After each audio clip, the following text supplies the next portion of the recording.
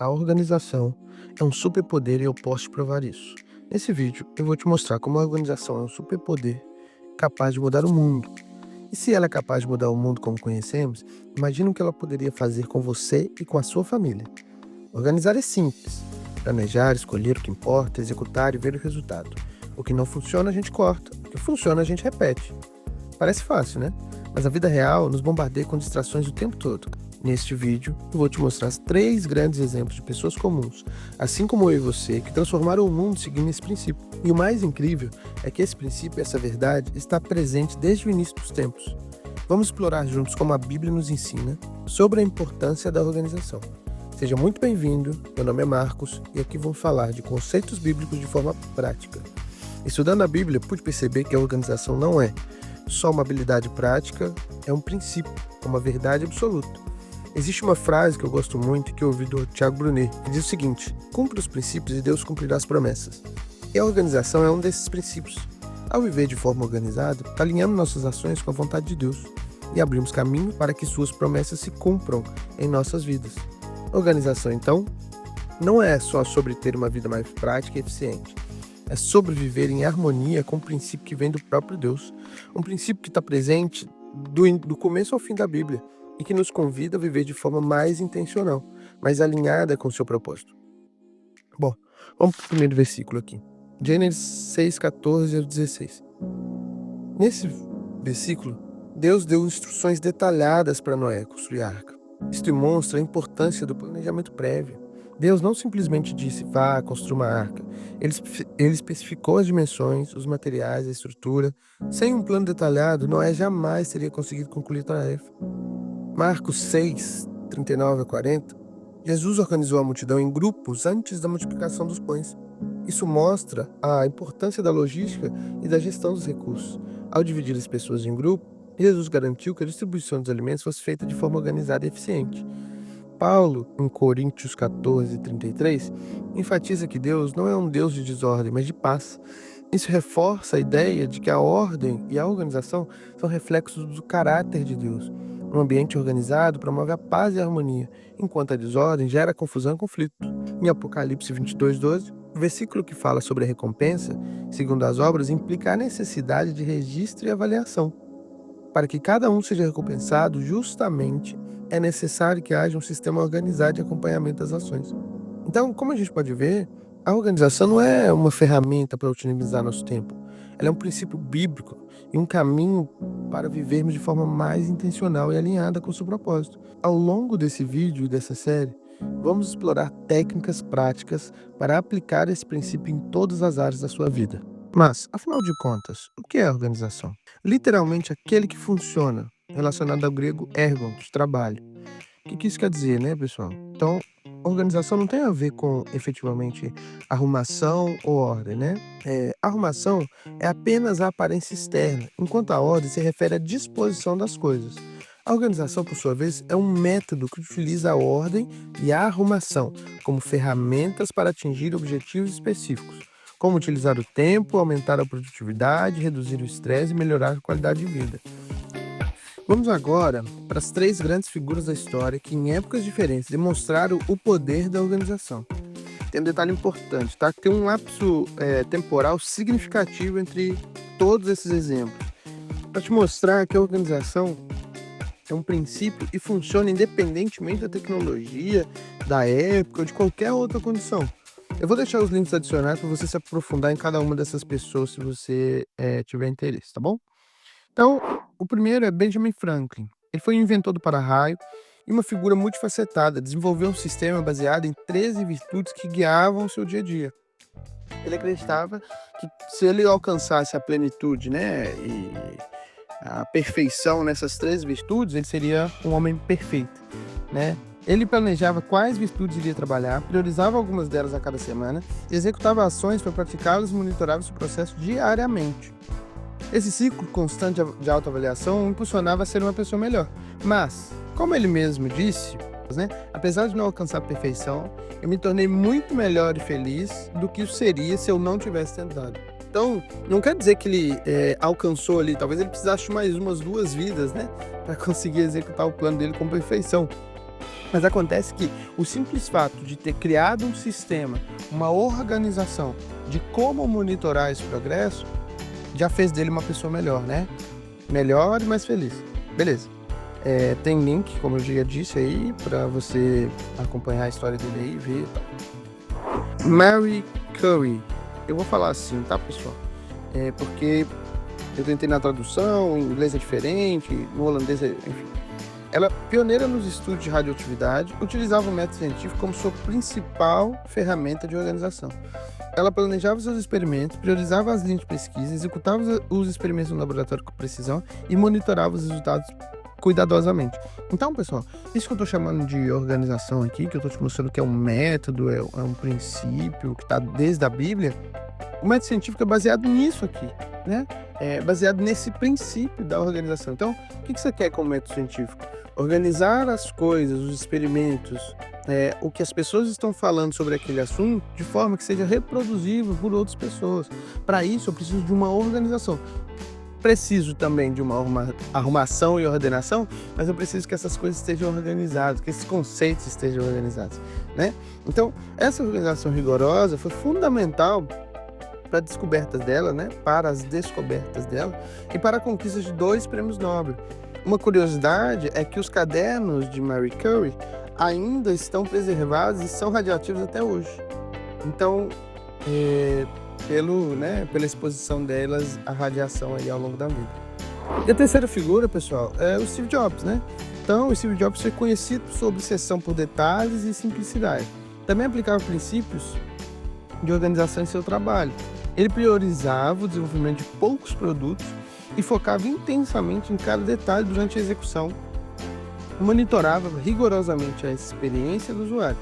Essa organização focada permitiu que ele revolucionasse a indústria da tecnologia.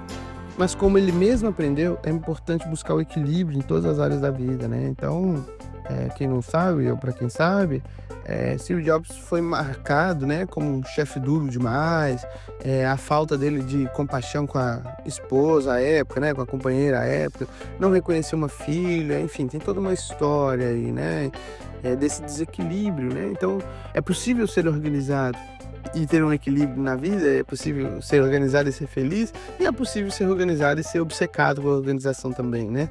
Então, a gente tem que tentar achar esse equilíbrio, efetivamente. Então, esses exemplos mostram que a organização não é uma fórmula mágica para o sucesso, mas uma ferramenta poderosa para potencializar seus esforços e alcançar seus objetivos. Vimos como esses exemplos práticos demonstram o poder da organização. Mas quais são os benefícios concretos que podemos obter ao aplicar esses princípios em nossas vidas? Em primeiro lugar, a organização nos ajuda a focar no que realmente importa. Assim como Marie Curie direcionou todos os seus esforços para a pesquisa da radioatividade, Steve Jobs concentrou-se na criação de produtos inovadores e simples, a organização nos permite eliminar distrações e direcionar nossa energia para nossos objetivos mais importantes. O segundo benefício principal é a melhor gestão do tempo. Uma agenda organizada, mesmo que simples, nos permite visualizar nossos compromissos, prazos e tarefas, evitando atrasos e o sentimento de estar sempre correndo contra o tempo. Bem, ao meu ver, pessoal, esse benefício aqui, ele é o principal, tá? Ele que ajuda a reduzir a ansiedade, aumentar a produtividade, tá? Então, a gestão do tempo, a capacidade que a gente ganha de gestão de tempo ao organizar a nossa vida, ela é suprema e absoluta. O benefício número 3 é a organização também contribui para a redução da ansiedade. A falta de clareza e o excesso de opções podem gerar um sentimento de angústia e apreensão. Tem um psicólogo chamado Jordan Peterson, que ele tem um cortezinho de uma entrevista que ele estava dando, um pensamento que ele tem. Ele fala o seguinte, olha, se você jogar um homem, uma pessoa, né, no deserto, ela não vai ter um ataque de ansiedade porque ela está no deserto. Ela vai ter um ataque de ansiedade porque ela tem opções demais para seguir. Então, qualquer caminho vira opção, né? E isso é que gera ansiedade para a gente. Então, se a gente conseguisse filtrar quais são as ações que vão nos levar para os nossos objetivos e ter clareza disso o tempo todo, dificilmente a gente vai ter que lidar com essa ansiedade desse jeito aí, tá? E o benefício número 4, que é o aumento da produtividade, uma consequência natural dos benefícios anteriores, né? a organização impacta diretamente a nossa produtividade. Quando a gente se foca no que realmente importa, a gente gerencia melhor nosso tempo e reduz a ansiedade. A gente se torna mais eficiente e eficaz em nossas atividades. Eficiência e eficácia são conceitos diferentes, tá? Mas a gente vai tratar disso no outro vídeo. É como plantar boas sementes em terra fértil. Com o devido cuidado e planejamento, os resultados virão. Não tem jeito. Esse é um plano de movimento. Você colocou uma semente boa numa terra boa, fez os cuidados certinhos, não tem jeito de não funcionar. A organização não garante sucesso absoluto, mas certamente aumenta a chance de obtê-lo. Então, é exatamente como o Benjamin Franklin falou, né? Ele não conseguiu alcançar a perfeição, mas certamente ele foi mais feliz e mais eficiente do que se ele não tivesse tentado. Então, pessoal, a gente conseguiu ver o quanto a organização pode impactar positivamente nas nossas vidas, né? Fazendo mais foco, melhor gestão do tempo, reduzindo a ansiedade e aumentando a produtividade. Mas como colocar tudo isso em prática, né? Porque o que a gente já aprendeu. E agora? Agora seria o como. A boa notícia é que começar a se organizar não precisa ser complicado. Então, com alguns passos simples, você já pode começar a ver mudanças significativas. Aqui estão, eu vou te dar 4 pontos chaves para você começar a sua jornada rumo a uma vida mais organizada, tá? Então, defina metas e separe-as em tarefas. Então, comece definindo o que você quer alcançar e depois divida essa meta em tarefas menores e mais gerenciáveis. Então, crie rotinas e horários para execução e revisão. Estabeleça horários fixos para trabalhar em suas tarefas e também reserve tempo para revisar seu progresso e ajustar seu planejamento. Priorize as tarefas mais impactantes. Já que você está na era da tecnologia, Mary Curry usou um caderno, tá? Você pode usar ferramentas. Então eu tenho ferramentas online como o Evernote, como o Trello, o Asana, enfim. Apesar desses passos parecerem simples, eu sei que nem sempre é fácil colocá-los em prática, né? Eu mesmo lutei por anos para me organizar e ainda luto, tá, pessoal? Porque a organização, pensando no método Kaizen, ela é eterna, ela é para sempre.